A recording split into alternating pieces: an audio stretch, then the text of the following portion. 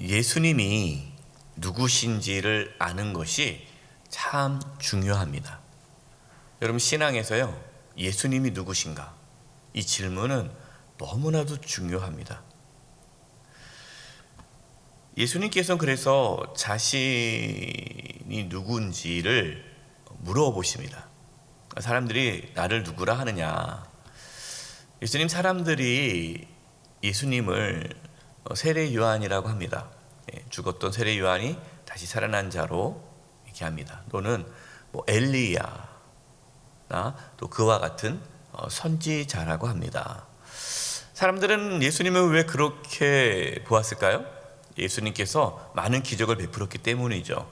병든 자를 고치고 또 놀라운 능력을 많이 행했기 때문에 사람들은 예수님이 능력을 행하는 선지자로만 알았던 것입니다. 예수님은 이제 직접적으로 제자들에게 물어봅니다. 너희는 나를 누구라고 하느냐? 20절이죠. 아주 중요한 말씀입니다.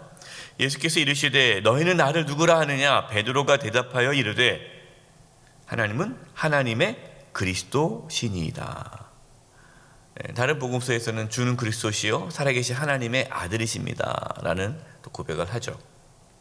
베드로는 예수님은 선지자가 아니라 하나님께서 보내주신 메시아이십니다 라고 고백합니다.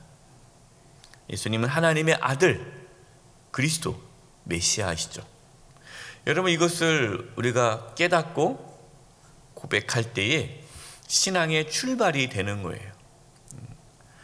어떤 분들은 예수님, 그러면 예수님은 어떻게 생각하느냐? 예수님은 내가 어려울 때 나를 도와주시는 분, 나를 지켜주시는 분, 나의 필요를 채워주시는 분. 물론 맞죠. 그러나 예수님을 자신의 어떠한 필요를 채워주는 무슨 요술 램프의 그 요정같이 내가 기도하며 나의 기도를 들어줘서 나를 지켜주고 보호해 주시는 분으로만 하나의 수신으로 생각을 하는 분들이 있어요. 여러분, 예수님은 누구십니까? 예수님은 메시아, 그리스도이십니다. 메시아라는 건 메시아, 그리스도. 그런데 예수님께서요, 이 베드로에게 또 제자들에게 내가 메시아라는 사실을 사람들에게 말하지 말아라 라고 말씀하십니다. 참 이상하죠. 예수님께서는 메시아로 그리스도로 이 땅에 오셨다면 사람들에게 빨리 예수님이 메시아이십니다, 선지자가 아닙니다, 하나님께서 보내주신 메시아 그리스도 구원자이십니다 라는 것을 빨리 전하라고 하셔야 되는데 말하지 말라라고 하십니다. 왜 그랬을까요? 사람들이 생각하고 있는 메시아, 그 사람들이 생각하고 있었던 메시아가 참된 메시아의 모습이 아니기 때문이에요.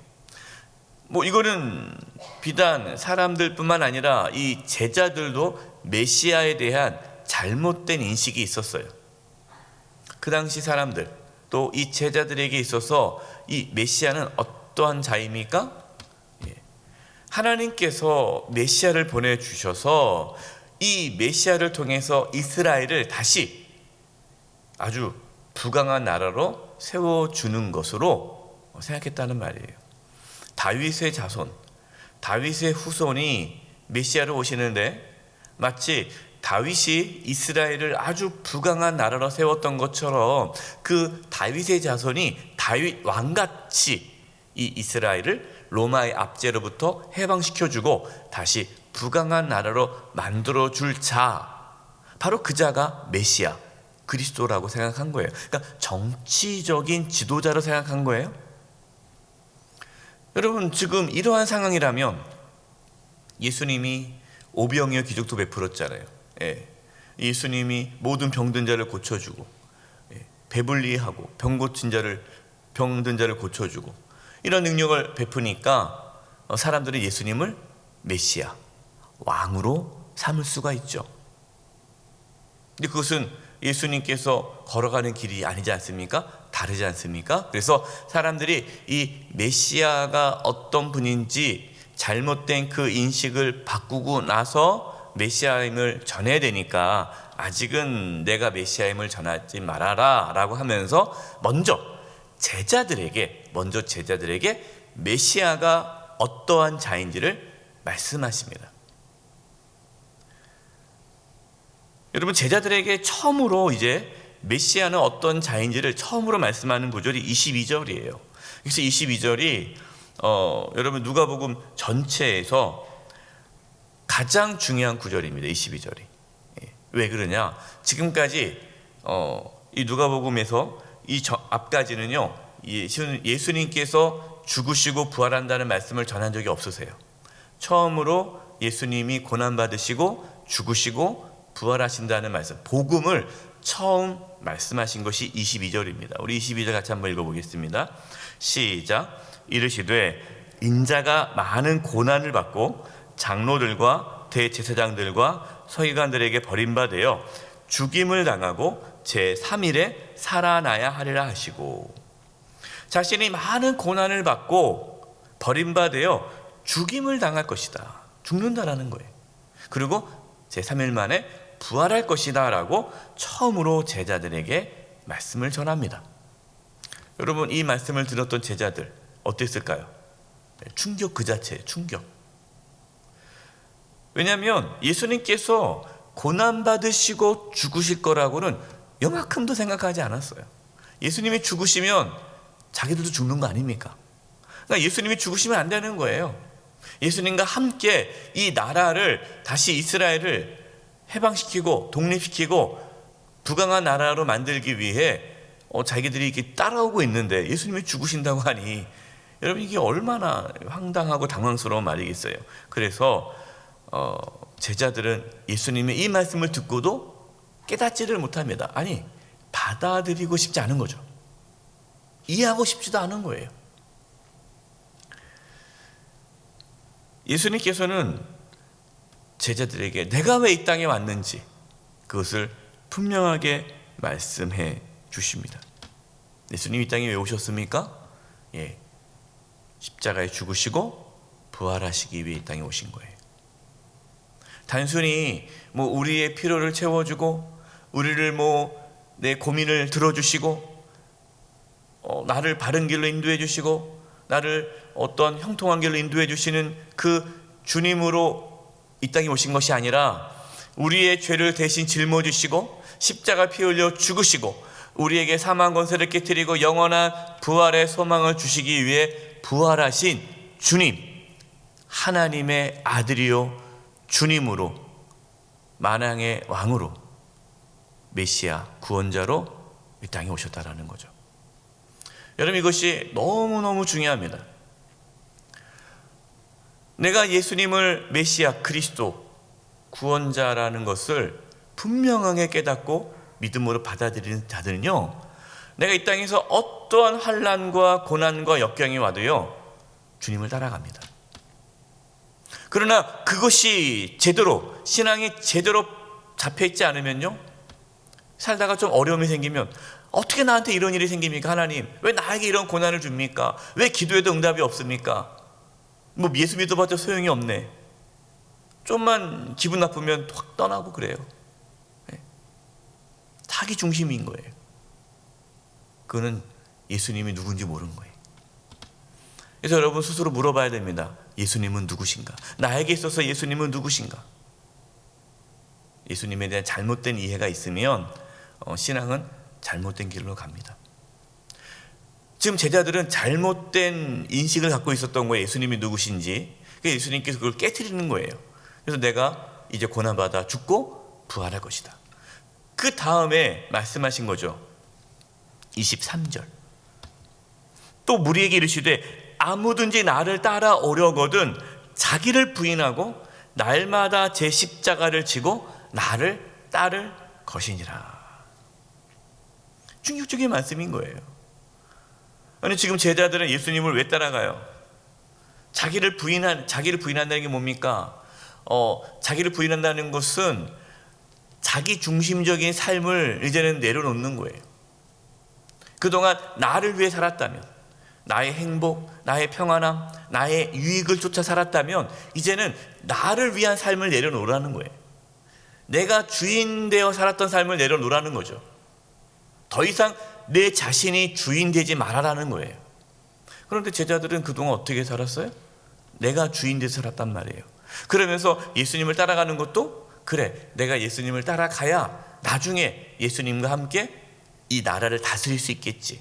내가 비록 지금 어부로서 가진 것이 없고 별볼일 없지만, 그러나 내가 좀 고생스럽지만 예수님을 따라가다 보면 내가 원하는 것을 얻을 수 있겠지라는, 자기를 부인하는 것이 아니라 오히려 자기를 꽉 붙잡고 예수님을 따라가는 거예요. 자기의 욕망을 채우기 위해, 자기의 꿈을 이루기 위해 예수님을 따라가고 있는데, 그걸 버리라고 하니 제자들은 얼마나 혼란스럽겠어요. 아마 처음 이제 신앙생활하고 아직 제대로 믿음이 없는 분에게 교회 왔는데 자기를 부인하고 자기 십자가를 지고 예수님을 따라야 합니다 라고 말한다면요, 아마 교회 다시 안 올 거예요. 부담스럽다고. 네. 자기의 어떤 행복과 자기의 어떤 유익을 얻기 위해서 교회에 나왔는데 자기를 부인하라니, 이렇게 되면 받아들이기가 어렵죠. 그러나 여러분, 그게 진짜 신앙이에요.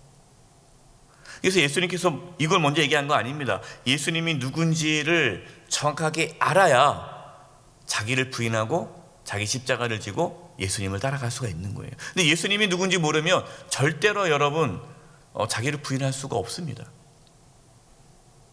그냥 광신자로 하겠죠. 미쳤다 그러겠죠.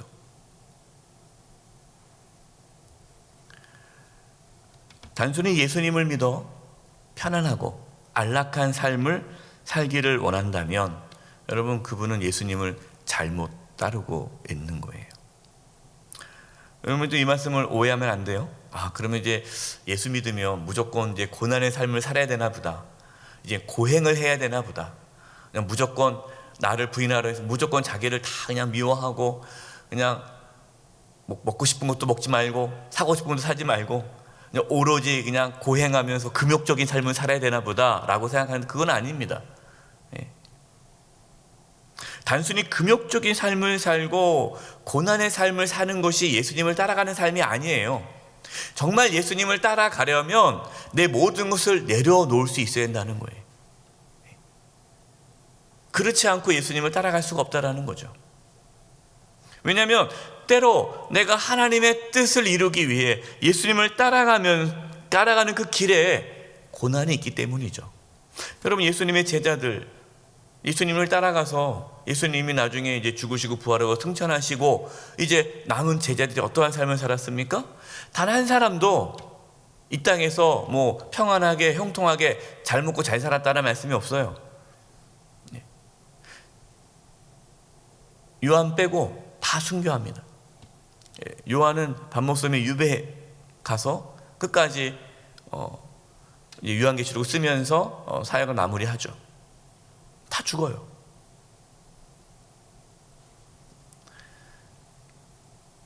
(24절입니다) 누구든지 제 목숨을 구원하고자 하면 잃을 것이요 누구든지 나를 위하여 제 목숨을 잃으면 구원하리라.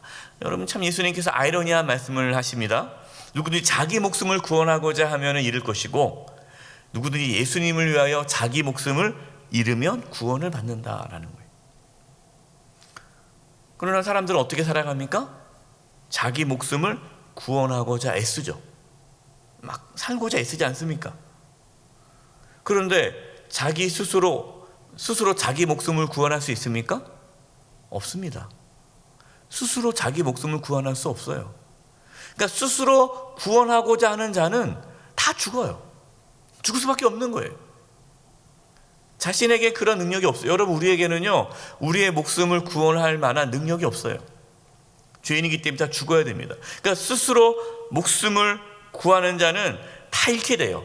그러나 예수님을 내가 따라간다면, 내가 죽는 한이 있어도, 내가 목숨을 잃어도 예수님만 따라간다면, 내가 예수님을 믿는다면 그 사람은 목숨을 잃어도 구원을 받게 될 것이다 라는 거예요.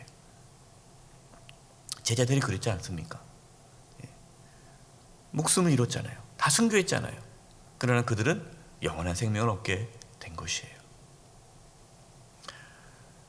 여러분, 어떠한 일이 있어도 예수님을 떠나서는 안 됩니다.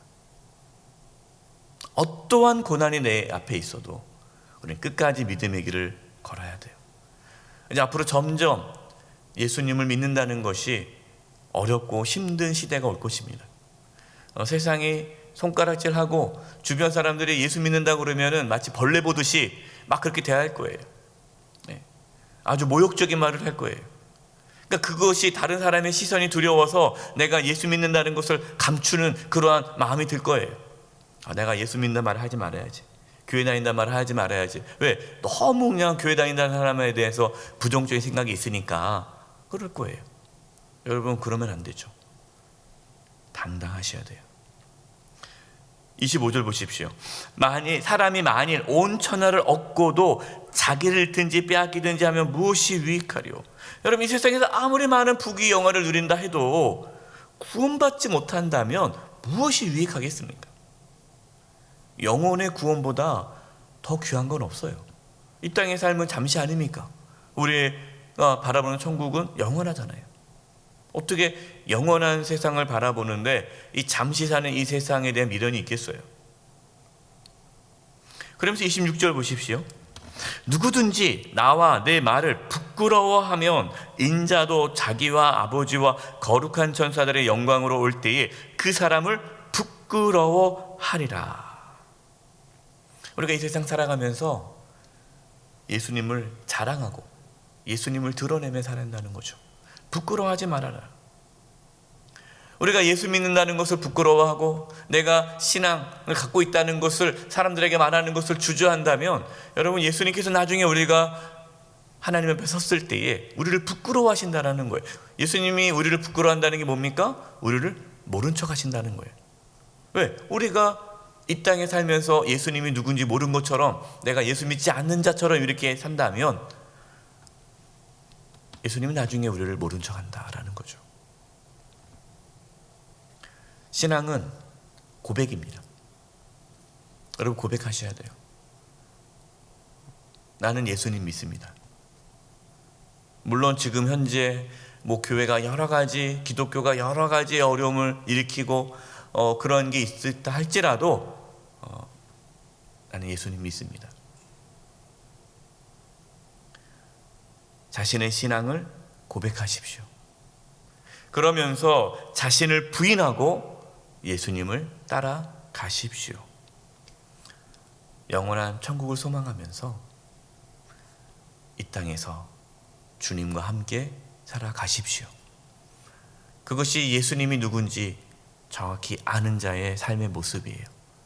저와 여러분, 예수님이 누구신지를 진정으로 깨달아 자기를 부인하고 자기 십자가를 지고 예수님을 따라감으로 영원한 천국에서 잘 살아가는 저와 여러분 되기를 간절히 축원드립니다. 기도하겠습니다. 하나님 아버지, 참 힘들고 어려운 시기입니다. 저희들 이때 더욱 깨어 기도하게 해주시고 예수님이 누구신지 바로 알아 예수님을 따라가는 저희들 되게 도와 주시옵소서. 예수님의 이름으로 기도드립니다.